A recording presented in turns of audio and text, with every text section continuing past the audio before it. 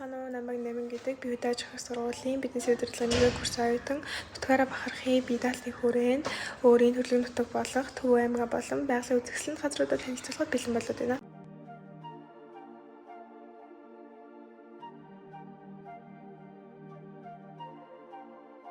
Төв аймгийн Улаанбаатар хотоос 43 км турших бөгөөд дундаа Улаанбаатар нэвслэлийг хүрээлж бусад гадна талаараа Хинтээ, Говьсөнбөр, Дундговь, Өвөр хангай, Булган, Сэлэн зэрэг 6 аймагтай хил залган оршдог. Монгол улс тусгаар тогтносны дараа 1923 оны 10 дугаар сард Богд хаан уулын аймаг хэмээгдсэн Төв аймгийн Лүн сүмийн нутаг Өвөр долоод гэдэг газар засаг захиргааны төвөө барин суусан ба энэ үеийг Төв аймаг үүсгэн байгуулагдсан он болгон тэмдэглэдэг.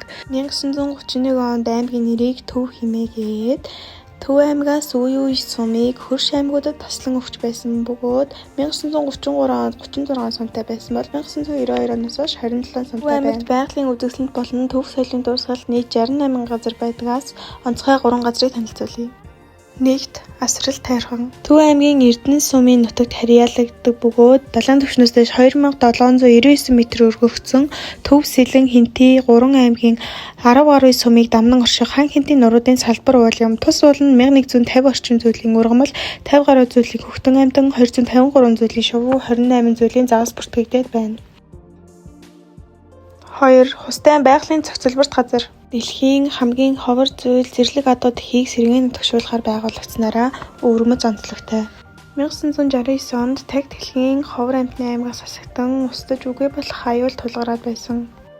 1992 онд 5 удаагийн тээвэрлэлээр нийт 84 дахийг их нутагт нь нутагшуулснаар өдгөө хустай нуруунд 384 болтлоо тоон толгой нь өсч олшроод байна. 3. Зоргол хайрхан. Төв аймгийн Баян Өнжил суманд орших Зоргол хайрхан уулын өндөр 1668 м, тус уул том жижиг 3 агуйтай хамгийн томыг Шижирбаатрын буюу Дансрангийн агуй баруун талын үргэлжилсэн уулыг Баянгийн хийц хойд талын уулыг агуйт гэнэ. Улаанбаатар хотоос 150 км зайд орших Хосгүй чамин цогцтой нутгийн цан олон Зоргол хайрхныг хүзүүгээ нуглаад хэвтэж байгаа согооны хэлбэртэй гэж ярилцдаг. Домогт өгүүлэхдээ эрт үед илээ дагуулсан нэг согоо тэр нутагт амьдардаг байжээ. Гэтэл согоог хоол хүнсэндээ явах хойгуур чон илээг нь барьж идчих гээд байж. Иймд их согоо нь арга хайж илээ чулуу болгон үлдээгээд явж хоол унд олцоход ирэхдээ дээрээс нь сүүгээ тусаа хуучин хэвэнд нь оруулж авдаг байжээ. Ингээд айх зүйлгээ амар тайван явах болсон байна. Гэтэл нэг удаа хонх хэрэг дээгүүр нисэхдээ илийнхэн дээр сүүдрээ тусгачихсан гэдэг. Их согоо нэрээд сүүгээ тусаан илээгээ босгох гэтэл hirээний сүүдэрт бузарчсан тул боссонгүй чулуу хэвээр үлджээ. Төв аймгийн нутаг дэвсгэрт улсын хамгаалтанд бүртгэгдсэн төвх соёлын дурсгалт 15 газар байдаг. Үүнээс онцлог 3 газрыг танилцуулъя. 1. Манзүшир хийд. Төв аймгийн 100 мод хотноос холбоохон байдаг Бурхан шашны хийд юм. Улаанбаатар хотоос өмнө зөвхт 43 км. Манзүшир нь оюун бэлгийн тэнгэрийг сахих Бурхан гэсэн утгатай. 2. Цогтажийн хадны бичээс. Төв аймгийн Дэлгэр хаан сумын төвөөс урагш Хутаг уулын өвөрт байршилтай Цогтажийн ихчээс өмнө хэлсэн шүлгийг түүний дайчин Хяа Гуянбаатар нар 1624 онд дуу татанд бичүүлдэжээ. 3. Тэнийкүгийн гэрэл төшөв. Түргийн хаант улсын 3 хааны зөвлөх байсан мэрхэн сайн Тэнийкүгийн зориулан босгосон тахилын онгон бүхий дурсгалан Төв аймгийн Эрдэнэ суманд оршин байдаг. Төв аймгийн түүхэн алдартнууд.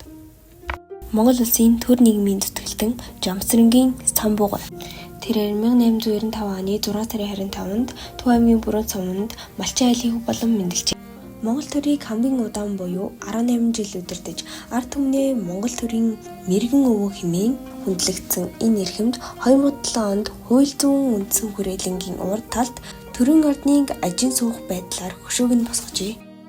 Бүгд найрамдах Монгол ард улсын Батлан хамгаалахын орлог цайд улсын баатар Хурандаа генерал Бүтчин цог 1912 оны 5 дугаар сарын 25-нд Төв аймгийн Сэргэлэн суманд төрж өссөн. Яруу найрагч Бавуугийн лавг сүрэн 1944 оны 11 дугаар сарын 25-нд Төв аймгийн Баян Өнжил суманд төрж өссөн. Монгол улсын гавьяа жүжигчин Аяр зууны долгор 1955 оны 7 сарын 1-нд Төв аймгийн Баян цагаан суманд төрж өссөн. Монгол улсын ардын жүжигчин Гомбын Мигмар наран 1946 оны 1 сарын 25-нд Төв аймгийн Лун суманд мэндэлсэн. Зохиолч, яруу найрагч, орчуулагч Зочд уржийн нацад орж 1906 оны 11 сарын 17-нд Төв аймгийн Баян Дэлгэр сумын Гүн Галгатаа гэдэг газар төрж ирсэн. Монгол Улсын хөдөлмөрийн баатар Тод Манлаа уяаж Дамт Аржаагийн онон 1962 онд Төв аймгийн Сэргэлэн суманд төрж өссөн.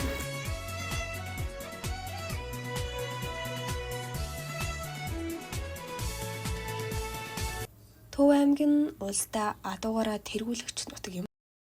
Төв аймгийн заавал очих газар. Эрдэнэ суванд байршилтай Чингис хааны морь төшөө. Улаанбаатар хотоос 55 км, 100 хотоос 45 км. Төв аймгийн Борнуур суванд байршилтай Аглаг бүтээлийн хийд. Улаанбаатар хотоос 92 км. Өндөрлөг газарт хадан дээр сийлсэн борход зэрлэг тэжээвэр амтан маш олон байгалийн гайхамшигыг үзэх боломжтой. Аялал жуулчлалын ивент, хоньны найр, төв төвний цэнгэл, төв төвний сүүний соёл, нутгийн иргэдэд түшгэлсэн аялал жуулчлал, мал бүхий зочиж хүлээж авдаг айл, аймгийн хэмжээнд 13, сумын хэмжээнд 120 айлан байна. Өвлийн аялал жуулчлал, нохой чарга, Борнуур сум. Төв аймаг нь хүний хөгжлийн алтан тойрог.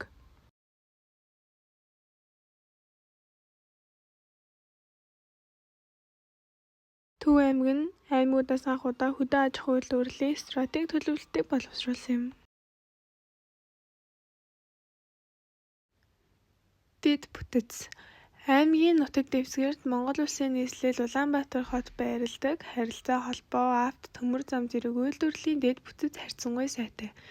Сүүлийн жилүүдэд Япон, Өмнөд Солонгос, Хятад, Герман зэрэг улсын муж хотуудтай тогтоосон харилцаа улам хөгжиж байна. Аж үйлдвэр, чулуун нүүрс, төмрийн хөдөр, хар тугалаг, гянт боол, усан ба утаат бодор, жонш, оюун, номин, гэлтгнуур ман, цагаан тугалаг зэрэг ашигт малтмалтай. Төв аймаг 2010 онд 83,838 оршин суугчтай байсан бол 2025 онд 93,183 хүнтэй болж өссөн байна. Хүн амын 16% хот газар буюу 100 мод хотод 84% нь хөдөө амьдардаг. Бичиг үсэн мэддэг нь 97.5%.